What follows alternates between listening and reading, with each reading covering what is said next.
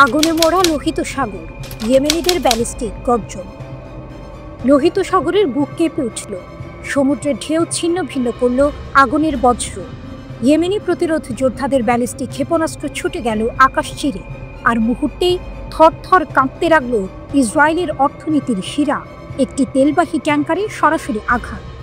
এ শুধু একটি হামলা নয়, এটি ছিল ঘোষণা যে গাজায় ধ্বংসযজ্ঞ যদি থামানো না হয় তবে ইয়েমেনও থামবে না। আঘাতের নাম স্কারলেট রে। ইয়েমেনি সামরিক বাহিনীর মুখপাত্র ব্রিগেডিয়ার জেনারেল ইয়াহিয়া সারি সগর্বে জানালেন, উত্তর লোহিত সাগরে লাইবেরিয়ার পতাকাবাহী ট্যাঙ্কার স্কারলেট রেকে লক্ষ্যবস্তু করা হয়েছে। দেশীয় প্রযুক্তিতে তৈরি জাহাজ বিধ্বংসী ব্যালিস্টিক ক্ষেপণাস্ত্র আঘাত হেনেছে সরাসরি। আঘাত যেমন সঠিক তেমনি শক্তিশালী। ইয়েমেনি সেনারা বলছে অভিযান সফল, লক্ষ্যপূর্ণ। এ যেন সমুদ্রের গায়ে লেখা প্রতিশোধের কবিতা। হুঁশিয়ারি থেকে বাস্তবতা।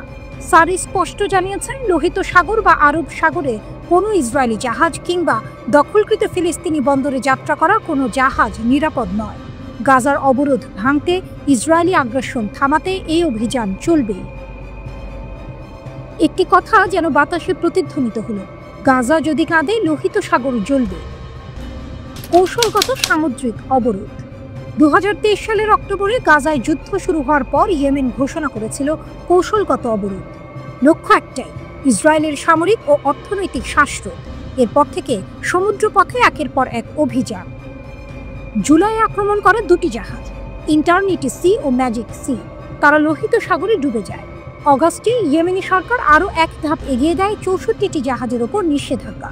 স্পষ্ট ভাষায় জানানো হলো, লোহিত সাগর, বাব আল মান্দাব প্রণালী, আদেন উপসাগর কিংবা আরব সাগরে এদের দেখা মিললে হামলা হবে নিশ্চিত। 2023 সালের নভেম্বর থেকে 2025 সালের জানুয়ারি পর্যন্ত ইয়েমেন 100টিরও বেশি অভিযান চালিয়েছে। প্রতিটি আঘাত যেন ইসরায়েলের অর্থনীতির বুকে দাগ কেটে গেছে। জ্বালানি পরিবহন থমকে গেছে, সামুদ্রিক বাণিজ্যে শীতলতা নেমেছে। একদিকে দখলদার ইসরায়েল গাজায় এখন পর্যন্ত 63,400 এরও বেশি মানুষকে হত্যা করেছে, যাদের অধিকাংশই নারী ও শিশু। অন্যদিকে ইয়েমেন ক্ষুধার্ত, যুদ্ধবিধ্বস্ত অথচ অবিনশ্বর, যেন ছাই থেকে জেগে ওঠা ফিনিক্স। তারা বলছে, আমাদের ক্ষেপণাস্ত্রের প্রতিটি বিস্ফোরণ গাজার প্রতিটি শিশুর কান্নার প্রতিধ্বনি। লোহিত সাগরে এখন আর নিছক ঢেউ খেলে না, সেখানে গর্জে ওঠে ইয়েমেনি ক্ষেপণাস্ত্র। প্রতিবার আঘাতের সঙ্গে যেন শোনা যায় এক বার্তা, গাজার অবরোধ ভাঙবে, আগ্রাসন থামবে, আর যদি না থামে তবে সমুদ্র আগুনে জ্বলবে। ইসরায়েল ভেবেছিল সমুদ্র তাদের নিরাপদ পথ, কিন্তু ইয়েমেন প্রমাণ করে দিল লোহিত সাগর এখন প্রতিরোধের অগ্নিকুণ্ড। আর এই অগ্নিকুণ্ডের আগুন থামবে না যতক্ষণ না গাজার শিশুরা আবার সূর্যের আলোয় খেলা করে।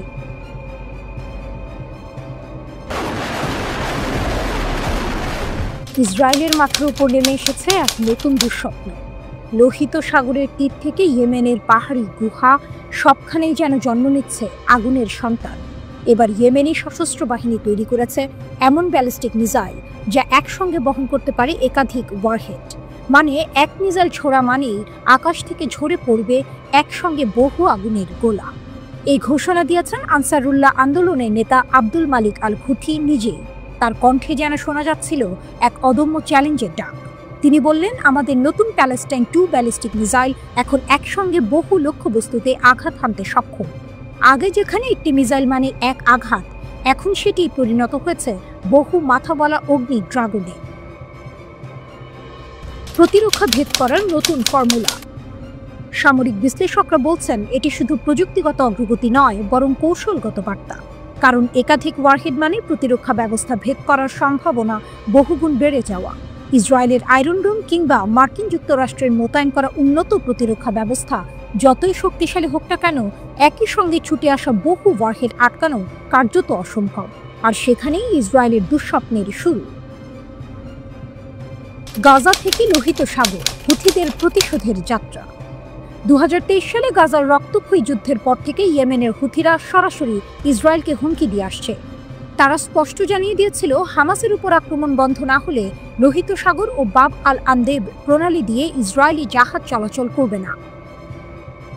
তারপর থেকেই একের পর এক মিসাইল, ড্রোন আর নৌ আক্রমণে কেঁপে উঠেছে ইসরায়েলি জাহাজ। এমনকি তেল আবিবের বেন গুরিয়ন বিমানবন্দরও ইয়েমেনিদের টার্গেটে পরিণত হয়েছিল।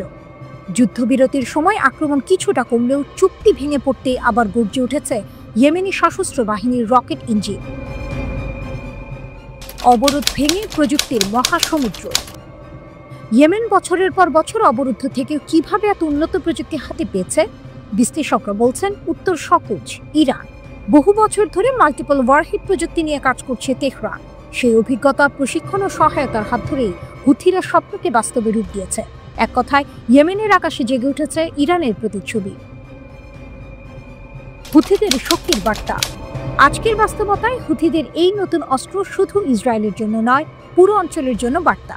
কারণ একাধিক ফ্রন্ট থেকে যদি একসঙ্গে বহু মিসাইল নেমে আসে, তাহলে প্রতিরক্ষা ব্যবস্থা কয়েক মিনিটের মধ্যে ভেঙে পড়তে পারে। তখন তেল আবিবের রাতের আকাশে নক্ষত্র নয়, ঝরে পড়বে অগ্নিশিখা। ইসরায়েল ভাবছিল ইয়েমেন দূরে, তাই নিরাপদ। কিন্তু আজ সেই দূরত্ব পরিণত হয়েছে মরুভূমির বজ্রপাতে।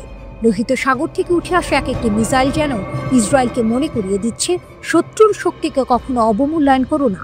কারণ হুথিরা শুধু লড়াই করছে না, তারা ইতিহাস লিখছে।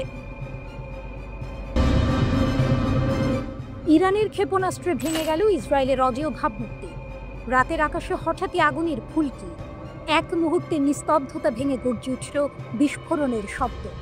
ইসরায়েলের সামরিক ঘাঁটির বুক চিরে গিয়ে পড়েছিল ইরানের ক্ষেপণাস্ত্র, একেবারে নিখুঁত নিশানা। মুহূর্তে চূর্ণ হলেও ইসরায়েলের অহংকার, ভেঙে পড়েছিল তাদের বহুল প্রচারিত আকাশ প্রতিরক্ষা ব্যবস্থা। যে ইসরায়েলকে এতদিন অজেয় ভাবা হতো, সেই দুর্গই এখন ধুলোয় মিশে যাচ্ছে ইরানের হাত ধরে। ইতিহাস যেন লিখে দিল নতুন সমীকরণ, ইসরায়েল দুর্বল, ইরান অদম্য। ইরানের ঘোষণা। এই চমকপ্রদ তথ্য জানালেন ইরানের প্রতিরক্ষামন্ত্রী ব্রিগেডিয়ার জেনারেল আজিজ নাসিরজাদে। তার কণ্ঠে ছিল দৃপ্ততা। আমাদের দেশীয় প্রযুক্তিতে তৈরি উন্নত ক্ষেপণাস্ত্রই ইতিহাস গড়েছে। আমরা শুধু প্রতিরক্ষা করি না, আমরা প্রতিপক্ষকে পরাস্ত করতেও সক্ষম। ইরানের সংসদ ও প্রতিরক্ষা কর্মকর্তাদের উপস্থিতিতে এক বৈঠকে তিনি আরও স্পষ্ট করেন, এই যুদ্ধ প্রমাণ করে দিয়েছে ইসরায়েল মোটেও অজেয় নয়, বরং আঞ্চলিক সমীকরণের মূল চালিকা শক্তি হয়ে উঠছে ইরানের আধুনিক ক্ষেপণাস্ত্র প্রযুক্তি। ইসরায়েল ভেবেছিল পশ্চিমা সহায়তায় তাদের প্রতিরক্ষা ব্যবস্থা অটল, কিন্তু বাস্তবতা অন্য কিছু বলছে। ইরানের হামলায় কার্যত ভেঙে পড়েছে সেই সব প্রতিরক্ষা বুদ্ধ। যুক্তরাষ্ট্র, ইউরোপ সব মিলিয়েও তারা রক্ষা করতে পারেনি ইসরায়েলের আকাশ। অর্থাৎ কথিত অবৈধ ইসরায়েল আসলে এক দুর্বল বাস্তবতায় দাঁড়িয়ে আছে। 13ই জুন ইসরায়েল আক্রমণ চালায় ইরানের উপর। মাত্র 12 দিনের আগ্রাসনে প্রাণ হারায় 1000-এরও বেশি মানুষ। এর কিছুদিন পর 22 জুন যুক্তরাষ্ট্র সরাসরি যুদ্ধে নেমে ইরানের 3টি পারমাণবিক স্থাপনায় বোমা বর্ষণ করে। কিন্তু পাল্টা জবাবে খেলা ঘুরে যায়। ইরান এমন শক্তি প্রদর্শন করে যা হতবাক করে তোলে ইসরায়েল ও যুক্তরাষ্ট্রকে। অবশেষে তারাই বাধ্য হয় যুদ্ধবিরতির আহ্বান জানাতে। ইরানের শক্তি। আজকের ইরান আর আগের মতো নয়। দেশীয় প্রযুক্তি, আধুনিক ক্ষেপণাস্ত্র আর দৃঢ় প্রকল্পে তারা গড়ে তুলেছে নতুন বাস্তবতা। ইরানের সংসদ সদস্যরা সশস্ত্র বাহিনীর সাফল্যের ভূয়সী প্রশংসা করেছেন। তারা প্রতিশ্রুতি দিয়েছেন সামরিক প্রযুক্তির প্রতিটি অগ্রগতিতে থাকবে অব্যাহত সমর্থন। ইরান তাই কেবল প্রতিরক্ষায় সীমাবদ্ধ নয়, তাদের ক্ষেপণাস্ত্র এখন প্রতিপক্ষের অহংকার ভেঙে দেওয়ার হাতিয়ার। ধ্বংসস্তূপের ভেতর দাঁড়িয়ে আছে এক নতুন বার্তা, ইসরায়েল মোটেও অজেয় নয়। ইরানের প্রতিরক্ষামন্ত্রী স্পষ্ট করে দিয়েছেন, যদি আবারও সীমান্তে আগ্রাসন চালানো হয়, তবে সেই জবাব আসবে আধুনিক ক্ষেপণাস্ত্র থেকে। এমন জবাব যা মুহূর্তেই ধুলোয় মিশিয়ে দিতে পারে প্রতিটি দুর্গ, প্রতিটি গর্ব। ইরানি সেনাবাহিনীর মুখপাত্র ব্রিগেডিয়ার জেনারেল আবুল ফজল শেখারচি বলেছেন, জাতীয় ঐক্য, ইসলামী বিপ্লবের নেতা আয়াতুল্লাহ সাইয়েদ আলী খামেনির প্রজ্ঞাপন নেতৃত্ব এবং সেনাবাহিনীর শক্তি ইসরায়েলি আগ্রাসনের বিরুদ্ধে 12 দিনের যুদ্ধে ইরানের বিজয়ের মূল উপাদান। তিনি আবারও স্মরণ করিয়ে দেন, আল্লাহর ওপর ভরসা, নেতার প্রজ্ঞাবান নেতৃত্ব, জনগণের সর্বাত্মক সমর্থন এবং সশস্ত্র বাহিনীর অক্লান্ত প্রচেষ্টা ছিল এই বিজয়ের প্রধান চালিকা শক্তি। সেনা মুখপাত্র আরও বলেন, ইরানের সশস্ত্র বাহিনী সর্বশক্তি দিয়ে দেশের জাতীয় সার্বভৌমত্ব ও ভৌগোলিক অখণ্ডতা রক্ষায় সর্বদা প্রস্তুত।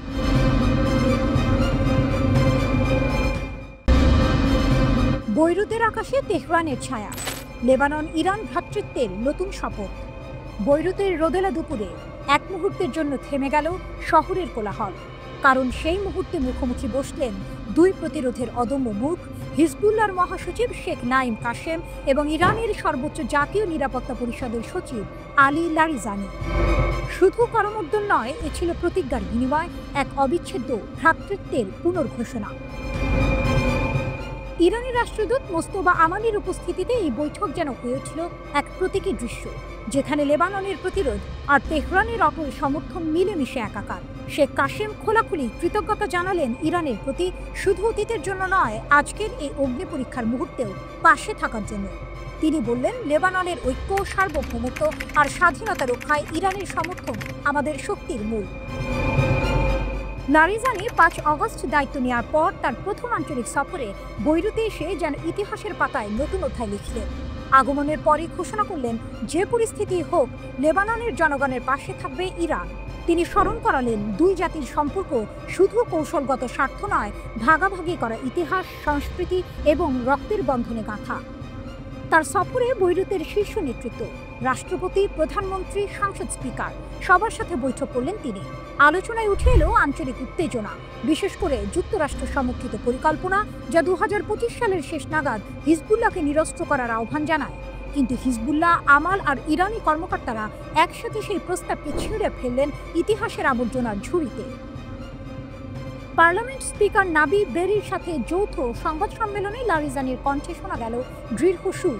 লেবাননের প্রতিরোধ শুধু লেবাননের নয়, এটি সমগ্র ইসলামী বিশ্বের সম্পদ। তিনি স্পষ্ট জানিয়ে দিলেন, তেহরান তার মিত্রদের উপর চাপ দেয় না, কিন্তু প্রতিরোধ ফ্রন্টের প্রতি সমর্থন থেকে এক চুলও সরে যাবে না। এই সফরের পেছনে ছিল বড় প্রেক্ষাপট। মাত্র কিছুদিন আগে ইরান ও ইরাক সীমান্ত সমন্বয়ের যৌথ নিরাপত্তা চুক্তি স্বাক্ষর করেছে। এখন লেবাননে এসে লারিজানি জানিয়ে দিলেন, প্রতিরোধ ফ্রন্ট এক এবং অভিন্ন, আর ইসরায়েলি আগ্রাসনের মুখে এটি ভাঙার সাধ্য কারণে। লারিজানি হিজবুল্লাহ যোদ্ধাদের আশ্বস্ত করলেন, ইসলামিক প্রজাতন্ত্র তোমাদের পাশে থাকবে। আমরা অন্য দেশের অভ্যন্তরীণ বিষয়ে হস্তক্ষেপ করি না, কিন্তু প্রতিরোধকে ছেড়ে যাওয়া আমাদের অভিধানে নেই। এই ঘোষণা যেন বৈরুতের দেয়াল পেরিয়ে পৌঁছে গেল দক্ষিণ লেবাননের সীমান্তে, যেখানে ইসরায়েলের মুখোমুখি দাঁড়িয়ে আছে প্রতিরোধের বীরেরা। আরও এক দৃশ্যে লারিজানি শ্রদ্ধা জানালেন হিজবুল্লাহর প্রয়াত মহাসচিব সাইয়েদ হাসান নাসরুল্লাহকে, সেই কিংবদন্তিকে যিনি লেবাননের মাটি থেকে ইসরায়েলকে প্রত্যাহারে বাধ্য করেছিলেন। বৈরুতের এই বৈঠক যেন শুধু রাজনৈতিক আলাপ ছিল না, ছিল এক ঐতিহাসিক ঘটনা, যেখানে মঞ্চে দাঁড়িয়ে আছে দুই পুরনো যোদ্ধা, পেছনে জ্বলছে প্রতিরোধের অগ্নিশিখা, সামনে ছায়ার মতো ঘনিয়ে আসছে শত্রুর অবয়ব, আর মাঝখানে বাজছে প্রতিজ্ঞার সুর, আমরা একসাথে শেষ নিঃশ্বাস পর্যন্ত। বিস্ফোরণের ছাই থেকে উঠছে নতুন সেনাবাহিনী, তুরস্কের হাত ধরে সিরিয়ার পুনর্জন্ম। 13 বছরের রক্তক্ষয়, ধ্বংস আর অশ্রুর পর সিরিয়ার আকাশে যেন আবার ভেসে উঠছে নতুন এক ভোরের আভাস। যে আকাশ একসময় ইসরায়েলি যুদ্ধ বিমানের গর্জনে কেঁপে উঠত, সেখানে আজ প্রতিধ্বনিত হচ্ছে এক ভিন্ন সুর, পুনর্গঠনের, শক্তির আর বেঁচে থাকার প্রতিজ্ঞা। আঙ্কারা ও দামেস্কের টেবিলে সই হলো এমন এক প্রতিরক্ষা চুক্তি, যা শুধু কালি নয়, বহন করছে ভবিষ্যতের রক্তমাংস। তুরস্ক প্রতিশ্রুতি দিল, সিরিয়ান সেনাবাহিনীকে দেবে আধুনিক অস্ত্র, উন্নত লজিস্টিক সরঞ্জাম আর প্রয়োজনে পরিচালনার প্রশিক্ষণও। তুরস্কের প্রতিরক্ষামন্ত্রী ইয়াসার গুলার স্পষ্ট জানিয়ে দিলেন, আমরা শুধু সহায়তা নয়, দিচ্ছি নিরাপত্তার ছাড়। কিন্তু এর পেছনে আছে আরও বড় গল্প। যুক্তরাষ্ট্র সমর্থিত কুর্দির নেতৃত্বাধীন এসডিএফ, যাদের নতুন সরকারের সাথে মার্চ মাসে রাষ্ট্র কাঠামোয় অন্তর্ভুক্ত হওয়ার কথা ছিল, তারা এখনো শর্ত পূরণ করেনি। আঙ্কারা চাইছে এই বিলম্ব যেন শেষ হয়, কারণ সিরিয়ার নিরাপত্তার জন্য একক সেনাবাহিনী হতে পারে সবচেয়ে বড় নিশ্চয়তা। সিরিয়ার সরকারি সংস্থা সানা বলছে, চুক্তির লক্ষ্য স্পষ্ট, সেনাবাহিনীর সক্ষমতা জোরদার, প্রতিষ্ঠান উন্নয়ন, কাঠামো শক্তিশালী করা আর নিরাপত্তা খাতে বড় সংস্কার আনা। এর আওতায় সন্ত্রাস দমন, মাইন অপসারণ, সাইবার প্রতিরক্ষা, সামরিক প্রকৌশল, শান্তিরক্ষা মিশন সবই থাকবে। এমনকি তুর্কি বিমান ঘাঁটি স্থাপন ও F-16 যুদ্ধ বিমান মোতায়েনের কথাও আলোচনায়।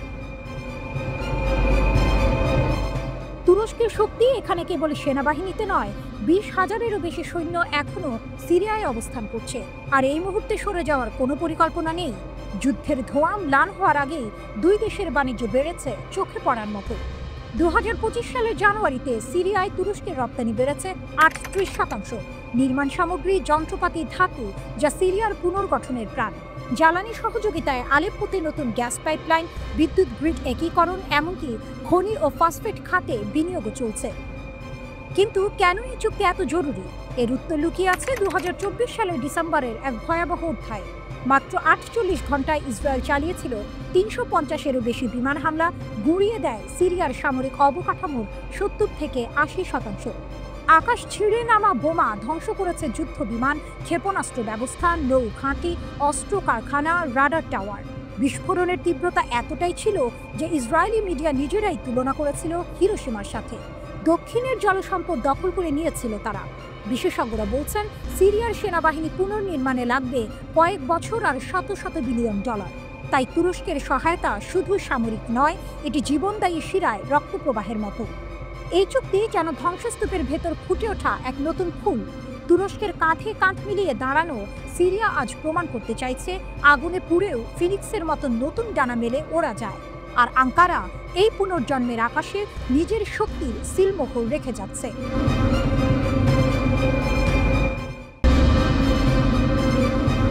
মধ্যপ্রাচ্যের আকাশে আবারও এক নতুন গর্জন উঠেছে। যুদ্ধ আর সংঘাতের আগুনে জর্জরিত ইরান আজ যেন আরও অদম্য, আরও অপ্রতিরোধ্য। ইসরায়েল ও আমেরিকার ক্রমাগত হুমকির মুখে তেহরান তৈরি করেছে এমন এক ঢাল যা শুধু রক্ষার নয়, আক্রমণের জন্যও প্রস্তুত। আর সেই ঢালের সবচেয়ে উজ্জ্বল রত্ন রাস্তাখিজ মিসাইল। গত জুনে ইসরায়েলের সঙ্গে রক্তক্ষয়ী যুদ্ধে গোটা বিশ্ব দেখেছে ইরানি ক্ষেপণাস্ত্রের তাণ্ডব। সেই যুদ্ধে বহু ক্ষয়ক্ষতি হলেও অস্ত্র ভাণ্ডার অক্ষত রাখে ইরান।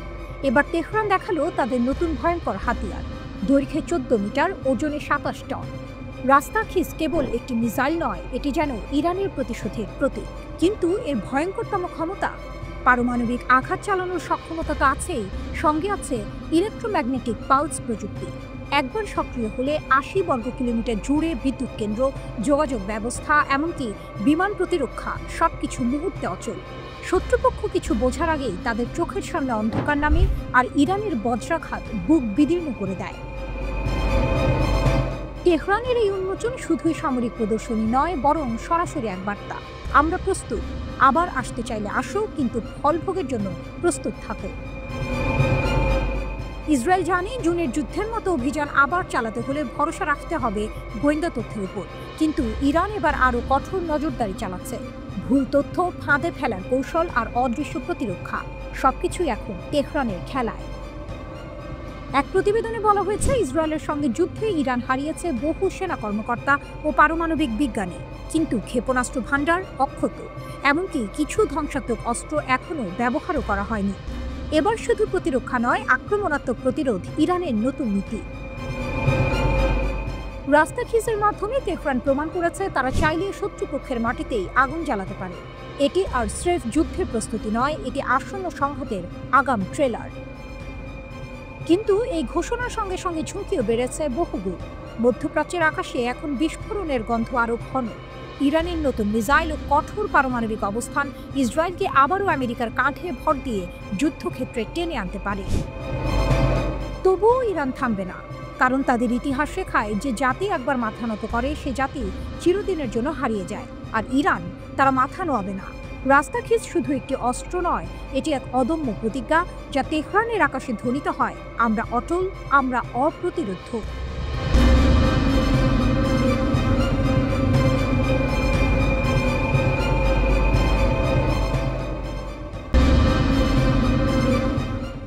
আলাস্কার বরফ গলল না, পুতিনের দৃঢ়তায় ট্রাম্পের অচল অবস্থা। আলাস্কার বরফে ঢাকা মঞ্চে ইতিহাসের এক নাটক মঞ্চস্থ হল। মুখোমুখি বসেছিলেন দুই মহাশক্তির দুই অগ্নিমূর্তি, ডোনাল্ড ট্রাম্প আর ভ্লাদিমির পুতিন।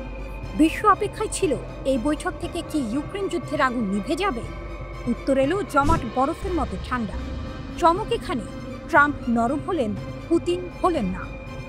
বৈঠক শেষে ট্রাম্প হাসলেন, উষ্ণ করমর্দন করলেন, সংবাদ সম্মেলনে বললেন ফলপ্রসূ আলোচনা হয়েছে, কিন্তু বাস্তবে ফলাফল শূন্য। কারণ রুশ প্রেসিডেন্ট পুতিন তার লক্ষ্য থেকে এক চুলো সরলেন না। ইউক্রেনের মাটিতে রাশিয়ার যা চাওয়া তা না পেলে যুদ্ধ থামবে না, এই বার্তা সোজাসুজি দিয়ে দিলেন ক্রেমলিনের নেতা। ট্রাম্প ভেবেছিলেন কূটনৈতিক উষ্ণতায় বরফ গলানো যাবে। উষ্ণ অভ্যর্থনা, হাসি, কথার ঝলকানি সবই সাজানো ছিল। কিন্তু পুতিনের চোখের দৃষ্টি ছিল অন্যরকম। তিনি ট্রাম্পকে বুঝিয়ে দিলেন এ লড়াই নরম কূটনীতি নয়, এ লড়াই ক্ষমতার, ভূমির, ইতিহাসে। ফক্স নিউজের সাক্ষাৎকারে ট্রাম্প নিজেই স্বীকার করলেন, একটি বিষয়ে আমরা একমত হতে পারিনি। কিন্তু কি সেই বিষয়? উত্তর তিনি দেননি। উত্তর লুকিয়ে আছে ক্রেমলিনের দেয়ালে, ইউক্রেনের ভূমি। ট্রাম্প শান্তির কথা বললেন, কিন্তু শান্তি মানে ছিল ভূমি ছেড়ে দেয়া। জেলেনস্কিকে হাতছাড়া না করেই পুতিনকে সন্তুষ্ট করা যাবে না, এই সত্য ট্রাম্প জানেন, তবু উচ্চারণ করেননি। রাশিয়ার শক্তি। পুতিনের দৃঢ়তাই এখন রাশিয়ার প্রকৃত শক্তি। যুদ্ধক্ষেত্রে সেনা আর ক্ষেপণাস্ত্র যতটা ভয়ঙ্কর, কূটনীতিক টেবিলে তার নীরব দৃঢ়তা ততটাই শক্তিশালী। ট্রাম্প তাকে বললেন শক্তিশালী ব্যক্তি, কঠোর নেতা। এই স্বীকারোক্তি প্রমাণ করে দিল পুতিনের সামনে বিশ্বের সবচেয়ে প্রভাবশালী রাষ্ট্রপতিও এক মুহূর্তে অসহায় হয়ে পড়ে। ধাক্কা খেল ট্রাম্পের ভাবমূর্তি। আলাস্কার বৈঠক থেকে বের হয়ে আসা ছবিতে ট্রাম্প হাত নাড়লেন, হাসি দিলেন, কিন্তু ভেতরের গল্প অন্য। যুদ্ধবিরতি ঘোষণা হয়নি, বন্দি বিনিময়ের তালিকা বেরোলেও শান্তির চূড়ান্ত ঘোষণা আসেনি। ট্রাম্প বিশ্বকে জানালেন, আমরা খুব কাছাকাছি পৌঁছেছি। অথচ সত্য হলো পুতিন 1 ইঞ্চিও ছাড়েননি। নাটকীয় সমাপ্তি। সংবাদ সম্মেলনে সাংবাদিকদের প্রশ্ন নিলেন না দুই নেতা, রহস্য জমিয়ে রাখলেন, যেন দর্শক সারিতে বসা বিশ্ব অপেক্ষায় থাকে এই নাটকের পরের দৃশ্য কি হবে। ইউক্রেনের ভবিষ্যৎ এখন এক অদৃশ্য ভারসাম্যে ঝুলে আছে, পুতিনের দৃঢ়তা আর জেলেনস্কির সিদ্ধান্তের মাঝখানে। পুতিন দেখালেন, যুদ্ধ কেবল রণাঙ্গনের বন্দুকের আওয়াজে জয় করা যায় না, বরং দৃঢ়তা, অটলতা আর অস্বীকৃতি আসল অস্ত্র। আর এই অস্ত্রের সামনে ডোনাল্ড ট্রাম্পও এক মুহূর্তে ছোট হয়ে গেলেন। আলাস্কার বরফ জমে রইল। পুতিনের শক্তির কাছে ট্রাম্প গললেন, কিন্তু যুদ্ধের আগুন গলল না।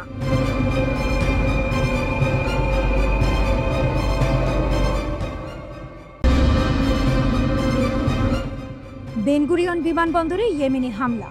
গাজার প্রতিশোধের আগুনে কি কাঁপছে ইসরায়েল? আকাশ ছিল শান্ত, কিন্তু সেই শান্তি ভেঙে দিল এক বজ্রনাদ। ইয়েমেনের দিক থেকে ছুটে এলো প্যালেস্টাইন 2 হাইপারসনিক ব্যালিস্টিক ক্ষেপণাস্ত্র। লক্ষ্য সরাসরি তেল আবিবের হৃৎপিণ্ড, বেনগুরিয়ন আন্তর্জাতিক বিমানবন্দর। এক মুহূর্তে আকাশে আগুনের ফুলকি আর মাটিতে তীব্র বিস্ফোরণ। মিলিয়ন ইহুদিবাদী আতঙ্কে আশ্রয় কেন্দ্রে ছুটে গেল, বিমানবন্দরের কার্যক্রম স্থগিত, আকাশসীমা নিস্তব্ধ। ইয়েমেনি সশস্ত্র বাহিনী YAF এর মুখপাত্র ব্রিগেডিয়ার জেনারেল ইয়াহিয়া সারি গর্ব করে জানালেন, অভিযান সফল। এটি ফিলিস্তিনি জনগণের প্রতি আমাদের অটল সমর্থন এবং ইসরায়েলি গণহত্যা ও অবরোধের সরাসরি জবাব। সেই কণ্ঠে ছিল হুঙ্কার, এটা শেষ নয়, বরং শুরু মাত্র। গাজার প্রতিটি কান্না যেন প্রতিধ্বনিত হচ্ছে ইয়েমেনি ক্ষেপণাস্ত্রের ইঞ্জিনে। YAF স্পষ্ট জানিয়ে দিয়েছে, গাজা দখল শেষ না হওয়া পর্যন্ত, অবরোধ না ওঠা পর্যন্ত এই হামলা চলবে। আমরা প্রতিরোধের পাশে আছি শেষ নিঃশ্বাস পর্যন্ত, ঘোষণা এসেছে আনসারুল্লাহ নেতৃত্ব থেকে। এই আক্রমণ শুধুই একক ঘটনা নয়, বরং এক বিশাল ধারাবাহিকতার অংশ। 2023 সালের অক্টোবরে গাজায় যুদ্ধ শুরু হওয়ার পর থেকে ইয়েমেনি সশস্ত্র বাহিনী 520টির বেশি অভিযান চালিয়েছে। আকাশে প্যালেস্টাইন 2 ক্ষেপণাস্ত্র, ইয়াফা ড্রোন, সাগরে নৌ আক্রমণ আর ক্রুজ ক্ষেপণাস্ত্রের বৃষ্টি। শুধু 2025 সালের জুলাই মাসে আনসারুল্লাহ নেতা আব্দুল মালিক আল খুতি ঘোষণা করেছেন 1 সপ্তাহে 45টি অভিযান। অগাস্টেও চলছে এই আগুনের খেলা। হাইফা, আইলাক, নাকাব মরুভূমি, কোথাও রেহাই নেই। ইয়েমেনের যুদ্ধ এখন কেবল সামরিক নয়, অর্থনৈতিকও। লোহিত সাগরে নৌ অবরোধের 4র্থ পর্যায়ে চলছে। ইসরায়েলি বন্দর ইলাদ এখন প্রায় মৃত। 2023 সালে যেখানে 134টি জাহাজ নোঙর করত, 2025 সালের প্রথম 5 মাসে তা নেমে এসেছে মাত্র 6টিতে। জুলাইয়ে বন্দর পুরোপুরি বন্ধ। এই অর্থনৈতিক চাপ ক্ষেপণাস্ত্রের বজ্রাঘাতের সাথে মিলে তৈরি করেছে একদম বন্ধ করা অবস্থা। বেনগুরিয়ন বিমানবন্দর একাধিকবার আঘাতের শিকার হয়েছে। প্রতিবারই একই দৃশ্য, সাইরেন বাজছে, ভীত সন্ত্রস্ত মানুষ দৌড়াচ্ছে আশ্রয় কেন্দ্রে। প্রতিবারই একই দৃশ্য, সাইরেন বাজছে, ভীত সন্ত্রস্ত মানুষ দৌড়াচ্ছে আশ্রয় কেন্দ্রে, ফ্লাইট স্থগিত, আন্তর্জাতিক যাতায়াত বিঘ্নিত। 2025 সালের মে মাসে সরাসরি হামলার পর বিমান চলাচল 13% কমে গেছে। এখানে একটি বড় মোড়, ইয়েমেন একা নয়, ছায়ার আড়াল থেকে হিজবুল্লাহ একই শত্রুর বিরুদ্ধে যুদ্ধের প্রস্তুতি বাড়াচ্ছে। দক্ষিণ লেবাননের সীমান্তে তাদের রকেট নিক্ষেপ প্রস্তুতি, ড্রোন অভিযান আর গোপন অপারেশন আজ ইসরায়েলের দুঃস্বপ্ন। হিজবুল্লাহ ও ইয়েমেন, এই দুই প্রতিরোধ শক্তি যেন ভিন্ন ময়দানে দাঁড়িয়েও একই সুরে গাইছে। আজ ইসরায়েলের আকাশে শুধু ক্ষেপণাস্ত্রের আতঙ্ক নয়, ছায়ার মতো ঘুরিয়ে আসছে প্রতিরোধ ফ্রন্টের মিলিত শক্তি। গাজার আর্তনাদ, বৈরুতের শপথ আর সানার বজ্র সব মিলে যেন লিখে দিচ্ছে এক নতুন সমীকরণ। আর সেই সমীকরণের শেষ লাইনটা খুব স্পষ্ট, আমরা আসছি অবরোধ ভাঙতে, আর বিজয় ছাড়া ফিরব না।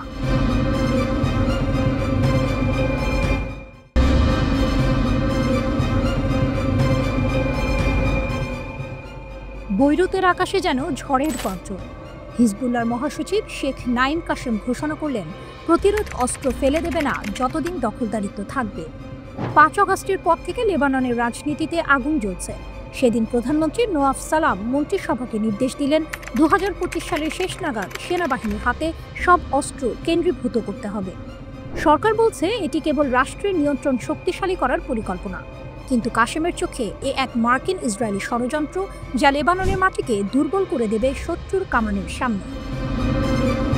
তিনি বালবেকের মঞ্চ থেকে ছুড়ে দিলেন তীরের মতো বাক্য, আপনারা যদি অসহায় হন, আমাদের লাগবে না আপনাদের সাহায্য, আমরা নিজেরাই শত্রুর মুখোমুখি হব। তার কণ্ঠে ছিল কারবালার প্রতিধ্বনি।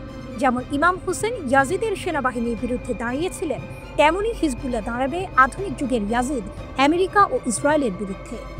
কাশেম সতর্ক করলেন, সরকারের এই সিদ্ধান্ত মানে প্রতিরোধ যোদ্ধাদের হত্যা সহজ করে দেয়া, তাদের পরিবারকে গৃহহীন করে তোলা, লেবাননকে ধীরে ধীরে গৃহযুদ্ধের দিকে ঠেলে দেয়া। দেশকে ইসরায়েলি আগ্রাসনের হাতে বা আমেরিকার লোভের মুখে তুলে দিও না। তার গর্জন যেন ছড়িয়ে পড়ল পাহাড় থেকে উপকূল পর্যন্ত। ২০০৬ সালের জুলাই যুদ্ধের স্মৃতি ফিরে এলো তার কথায়। যেদিন হিজবুল্লাহ ইসরায়েলি সেনাদের হটিয়ে দিয়েছিল, তাদের যুদ্ধযন্ত্র থামিয়ে দিয়েছিল এবং ১৭ বছর ধরে তাদের নতুন আগ্রাসনের সাহস কেড়ে নিয়েছিল। ওই বিজয় আমাদের দেখিয়েছে ইচ্ছা শক্তি বন্দুকের চেয়েও শক্তিশালী। শেখ কাশেম সেনাবাহিনীর শহীদদের প্রতি শ্রদ্ধা জানালেন, কিন্তু সতর্ক করলেন, সেনাবাহিনীকে অভ্যন্তরীণ সংঘাতে টেনে আনো না, তাদের সম্মান রক্ষা করো। এ দৃশ্য যেন সিনেমার শেষ দৃশ্যের আগে জমে ওঠে উত্তেজনা। বাইরে ইসরায়েলি ড্রোনের গুঞ্জন, ভেতরে লেবাননের রাজনৈতিক দোলাচল। কাশেমের কণ্ঠ যেন ঢাকের মতো বাজল, যদি সংঘাত চাপিয়ে দেওয়া হয়, আমরা প্রস্তুত, কারবালার মতো লড়ব, জয় আমাদের হবেই। তিনি ফিলিস্তিনের কথা ভুললেন না, ফিলিস্তিন আমাদের দিশালি, গণহত্যা তাদের থামাতে পারবে না, যারা মাটি, রক্ত ও স্বপ্নের মালিক, তাদের বিজয় অনিবার্য। শেষে বৈরুতের বাতাসে প্রতিধ্বনিত হলো তার ঘোষণা, প্রতিরোধের বৈধতা আমরা নিয়েছি শহীদদের রক্ত থেকে, আপনাদের অনুমতি থেকে নয়। লেবানন যেন এক দ্বিধার মোড়ে দাঁড়িয়ে, এক পথে রাষ্ট্রের আদেশ, অন্য পথে প্রতিরোধের শপথ। কোন পথে যাবে জাতি? এই প্রশ্নের উত্তর মিশে আছে হিজবুল্লাহ দৃঢ় কণ্ঠে, অস্ত্র নামবে না, মাথাও নত হবে না। নাঈম কাশেম ইরানের অব্যাহত সমর্থনের জন্য কৃতজ্ঞতা প্রকাশ করে বলেন, আমরা ইসলামী প্রজাতন্ত্র ইরানের প্রতি কৃতজ্ঞতা প্রকাশ করি, যারা আমাদের অর্থ, অস্ত্র, রাজনৈতিক অবস্থান এবং শহীদদের সাহায্য করেছে। শেখ কাশেম লেবানন এবং ইরানের মধ্যে ভ্রাতৃত্বপূর্ণ সম্পর্ককে এই অঞ্চলে অধ্যবসায় এবং প্রতিরোধের অক্ষ হিসাবে বর্ণনা করেছেন। শেষ পর্যন্ত তিনি স্পষ্ট করে বলেছেন, লেবানন টিকে থাকবে যদি আমরা একত্রিত থাকি, না হলে সব হারাবে, সবই আপনার দায়িত্ব হবে।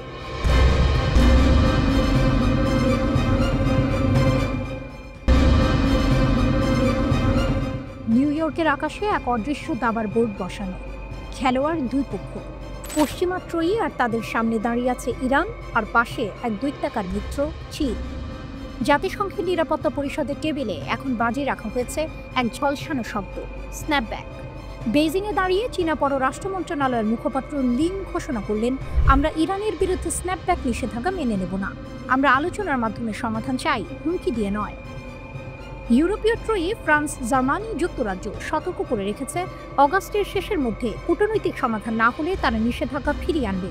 তাদের ভাষায় এটাই ইরানকে টেবিলে বসানোর শেষ হাতিয়ার। কিন্তু চীনের চোখে এটা আলোচনার সেতু ভেঙে ফেলার বিস্ফোরক। লিনের কণ্ঠে ছিল কঠিন দৃঢ়তা, নিষেধাজ্ঞা আস্থা বাড়াবে না, বরং আলোচনা ধ্বংস করবে। জাতিসংঘ যা করবে তা যেন নতুন চুক্তি সহজ করে, ভেঙে না দেয়। তার প্রতিশ্রুতি স্পষ্ট, চীন শান্তি রক্ষায় গঠনমূলক ভূমিকা নেবে এবং ইরানের পারমাণবিক প্রশ্ন ফের আলোচনার পথে আনতে লড়বে। এদিকে তেহরানেও এক অন্য দৃশ্য। ইরানের পররাষ্ট্রমন্ত্রী আব্বাস আরাকচি সরাসরি বললেন, আমরা চীন ও রাশিয়ার সঙ্গে একসাথে কাজ করছি এই ষড়যন্ত্র থামাতে। যদি থামানো না যায়, আমাদের প্রতিক্রিয়ার জন্য সরঞ্জাম প্রস্তুত। তার চোখে চ্যালেঞ্জের আগুন, যে আগুন ২০১৫ সালের পারমাণবিক চুক্তি JCPOA এর মূল চেতনার কথা মনে করিয়ে দেয়। সেই চুক্তিতে লুকিয়ে আছে স্ন্যাপব্যাক ধারা, যা কার্যকর হলে এক নিমিষে ফিরিয়ে আনা যাবে আগের সব নিষেধাজ্ঞা। পশ্চিমা শক্তি এখন সেই ধারাকেই অস্ত্র বানাতে চাইছে, কিন্তু ইরান বলছে ব্রিটেন, ফ্রান্স, জার্মানি আর বৈধ অংশগ্রহণকারী নয়, চীন ও রাশিয়াও এই দাবি সমর্থন করছে, কারণ তারাও জানে যদি আজ ইরান নত হয়, কাল তাদের উপরই নামতে পারে একই ছুরি। জাতিসংঘের বৈঠকের ঘরে এই দ্বন্দ্ব যেন ধীর গতির এক থ্রিলার। এক পাশে পশ্চিমের চাপ, অন্য পাশে ইরান চীনের ঐক্য। রাশিয়া প্রস্তুত, ভেটো হাতে তাদের অবস্থান অটল। লিন স্পষ্ট করে দিলেন বেইজিং শুধু দর্শক নয়, খেলোয়াড়ও। তাদের লক্ষ্য পারমাণবিক অস্ত্র বিস্তার রোধ করা, কিন্তু তার নামে কোনো দেশের সার্বভৌমত্বে আঘাত নয়। আর ইরানের জন্য এই সমর্থন কেবল কূটনৈতিক ঢাল নয়, এটি এক প্রমাণ যে বিশ্ব এখন আর একমেরু নয়। দাবার বোর্ডে চাল গোনা শুরু হয়েছে। অগস্টের শেষ সীমা যত কাছে আসছে তত বাড়ছে চাপ। পশ্চিমা ট্রেই মনে করছে তারা শেষ জেত দেবে, কিন্তু ইরান ও চীনের চোখে এখনও পুরো খেলা বাকি। আর শেষ চাল, সেটা হয়তো ভেটোতেই আটকে যাবে বেইজিং আর মস্কোর হাতে। জাতিসংঘের করিডোরে হাঁটছে এক প্রশ্ন, এ লড়াই কি নিষেধাজ্ঞার নাকি ভবিষ্যতের বিশ্ব ভারসাম্যের? ইরান ও চীন যেন একসাথে উত্তর দিচ্ছে, আমরা পিছাবো না।